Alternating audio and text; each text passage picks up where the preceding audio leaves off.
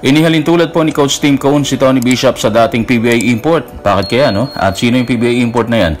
Sinabi rin po ni Coach Tim Cone na fit po talaga sa kanila si Tony Bishop.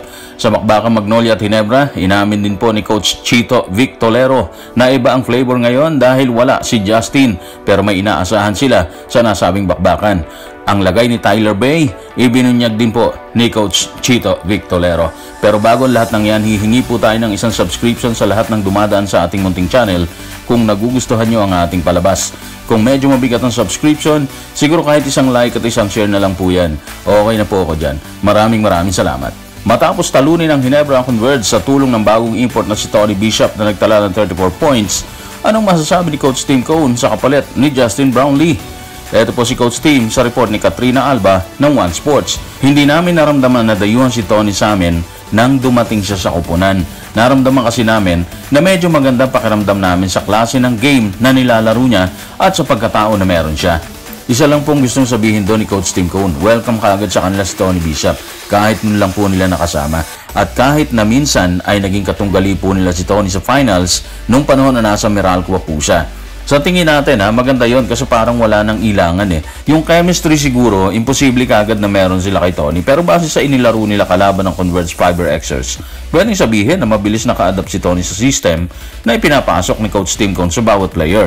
Sa dami ng import na nakasama ni Coach Tim Cone sa PBA mula sa Alaska hanggang ngayon sa Barangay Ginebra, sino ang naalala niya sa mga galaw ni Tony Bishop? Ito po si Coach Tim sa report ni Katrina Alba ng One Sports. Meron siyang mataas na basketball IQ talaga. Matindi rin yung practice niya araw-araw Panalo siya sa lahat ng aming drills. Medyo naalala ko sa kanya si Sean Chambers. Si Sean kasi kahit kailan hindi rin matatalo yan sa drill. Kung babasahin natin ang mga sinabi ni Coach Tim Cone, maganda po yung attitude na pinapakita ni Tony Bishop. Inihalin tulad po niya sa attitude na pinakita ni Sean Chambers. Yun lang siguro tamang salita doon kasi tignan nyo naman ang ginawa ni Sean Chambers. Maliit lang siya, 6'2" pero sobrang laki po ng puso niya sa Alaska. Kaya nga halos naging pangalawang tahanan niya ang Pilipinas nung panahon na yon. At maging hanggang sa ngayon, andito pa rin po siya kasama si Coach Jolas dito sa TNT. Sa kaso ni Tony Bishop, kung mapapanatili niya ang ganong kagandang performance, hindi malayong makamit din niya nakamit ni Justin Brownlee kung saan minahal siya ng fans and of course, maraming championship ang nasa balikat ni Justin. Yung araw-araw na drill ni Tony Bishop, kasama na rin siguro yung tiyaga. Paano ito ipapaliwanag ni Coach Tim Cone? Sa tingin ba niya saktong-sakto sa Ginebra si Bishop? Ito po si Coach Tim sa report ni Katrina Alba ng One Sports. Nadadala niya yun sa laro Nakikita ng players yan sa practice at nagbibigay ng kumpiyansa sa laro. Sa tingin ko naman, meron siyang potential na maging fit para sa amin. Doon tayo sa potential na maging fit sa kupunan ng Ginebra, ito si Tony Bishop. Maganda yun kasi habang wala si Justin, meron po silang sinasandalan na mabigat din ang ginagawa sa kupunan. Hindi pa rin kasi alam ng lahat kung anong mangyayari kay Justin Brownlee, di ba? Hanggang sa ngayon, wala pa rin lumalabas sa balita or hatol mula sa FIBA or kahit sa WADA kung sino man sa kanila magbibigay ng hatol. Wala naman sinabi si Coach Tim na papalitan nila si Brownlee ng permanente, pero dahil walang nangyayari sa kaso, si Tony talaga ang best option ng Ginebra at alam yun ni Coach Tim Cone. Anyway, bakbaka na po. Mamaya, alas 6:15 ng gabi po yan, Ginebra versus Magnolia. Base na rin sa inilabas sa pahay ni Coach Tim. Gusto nilang patikimin ng talo ang Magnolia. Sa panig ni Coach Chito Vic Tolero, ano ang masasabi niya sa tunggalian ng Gin at Magnolia? Ito po si Coach Chito sa report ni Jonas Terrado sa Inquirer. Sa tingin ko, iba yung flavor ng Manila Clasico kasi wala po si Justin. Pero ang Clasico pa rin po yan.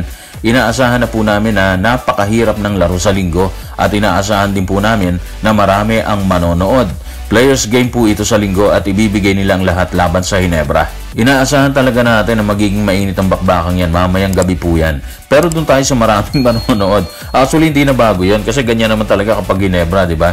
Tinatao po talaga kay elimination or finals po yan. Walang humpay po ang pasok ng tao dyan.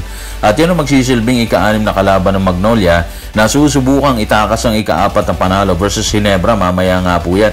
Kaka-excite, Kasi base kay Coach Chito, inaasahan na po nilang magiging mahigpit ang bakbakan. Isa sa sasandalan ni Coach Chito Vic Tolero sa Magnolia Hotshots ay walang iba kung hindi ang import na si Tyler Bay na nagtala ng 25 points, 8 rebounds, 6 assists, 4 steals and 2 blocks versus Northport sa score na 112-74. Sa tingin ba ni Coach Chito, may dapat pa bang ayusin si Bay?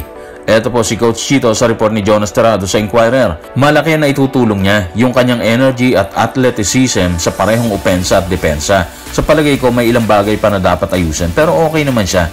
Mas naging mahusay yung kanyang pagunlad. Siguro ganito lang yan eh. Hindi naman siguro magtatala ng 3-0 record or hindi magtatala ng 3-0 Magnolia kung hindi prepared ang koponan, di ba?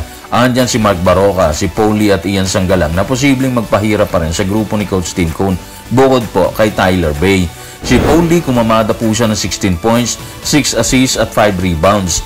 Sa huling bakbakan po ito si Mark Baroka nagtala po ng 17 points at 4 assists habang merong 11 points and 6 rebounds si Ian Sanggalang.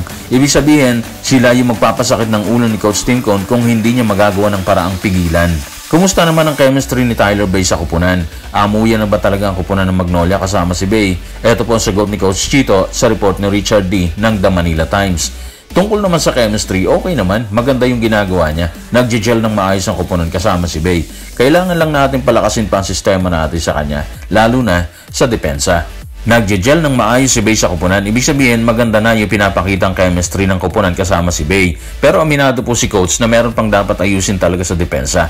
At yun siguro ang itatarget ng Ginebra ni Coach Tim Cone sa kanilang pagkikita mamayang hapon po yan sa Smart Araneta Coliseum. Kaabang-abang po talaga to kasi gustong dungisan ni Coach Tim Cone ang kartadang 3-0 ng Magnolia. Ang tanong, papayag ba si Coach Chito na ilalampaso lang sila ng Gene Kings? Exciting, di ba? Abangan po natin yan.